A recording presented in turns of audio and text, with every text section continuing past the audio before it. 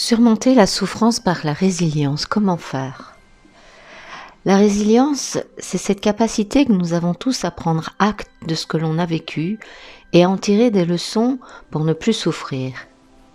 Présentée au grand public en France par le psychanalyste neuropsychiatre Boris Cyrulnik, la notion de résilience a révolutionné notre façon d'appréhender les traumatismes. Pour expliquer les capacités de résilience, Boris Cyrulnik a décidé d'étudier des personnes ayant souffert de lourds traumatismes, notamment dans les camps de concentration, les orphelinats. Cela lui a permis de repérer que les personnes qui réussissaient à surmonter ces dures épreuves passaient toutes par un cheminement similaire. Cela lui a également permis de comprendre que l'environnement et la personnalité de l'enfant jouaient un rôle crucial dans ses capacités de résilience. Un tempérament souple, une sécurité affective et un environnement soutenant permettent de se guérir des pires traumatismes. Conjugués avec les travaux actuels sur la plasticité cérébrale, les études de la résilience montrent que rien n'est jamais joué.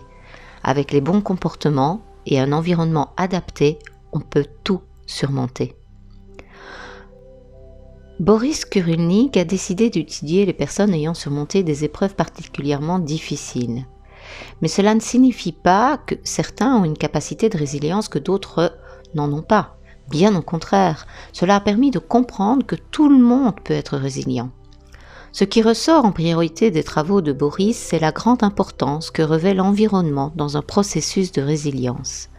Savoir bien s'entourer, se sentir en sécurité et compris sont des éléments essentiels qui permettent de se reconstruire d'une manière solide.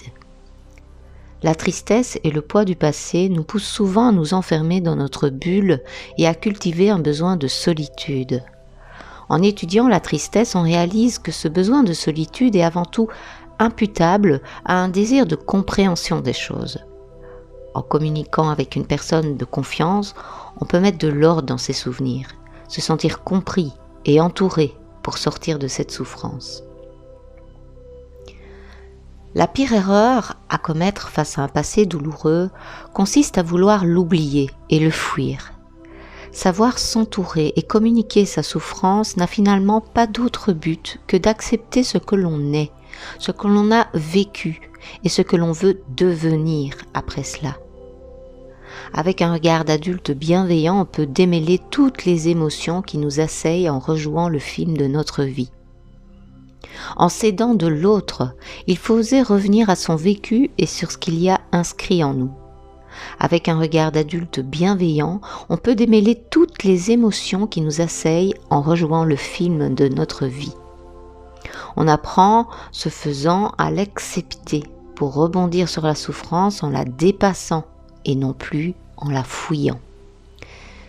Si je prends l'exemple que j'ai vécu et que peut-être certaines d'entre vous ont vécu, et là je parle du fait d'être trompé et quitté, eh bien ça fait mal, c'est très douloureux comme souffrance. Chez certaines, ça sera un réel traumatisme selon les conditions dans lesquelles ça s'est passé. Souvent, à la suite de cet événement, on se renferme, on ne fait plus confiance et on en souffre d'autant plus. La phrase « ce qui nous tue pas nous rend plus fort », je ne l'aime pas trop. En quoi cela nous rend plus fort ? Dans cet exemple, justement, on va mettre en place un comportement d'adaptation pour essayer de se protéger d'une autre souffrance. Mais finalement, ça sera l'effet inverse. On en souffre encore plus. Je refuse d'être vulnérable dans mes nouvelles relations. Je refuse de faire confiance, de dire je t'aime, car je ne veux plus avoir mal. Donc je refuse la douleur. Et le fait de refuser la douleur va engendrer encore plus de souffrance sur le long terme. Donc il faut regarder cette souffrance suite à l'infidélité et le rejet que l'on a subi. Il faut ressentir ce qui est douloureux.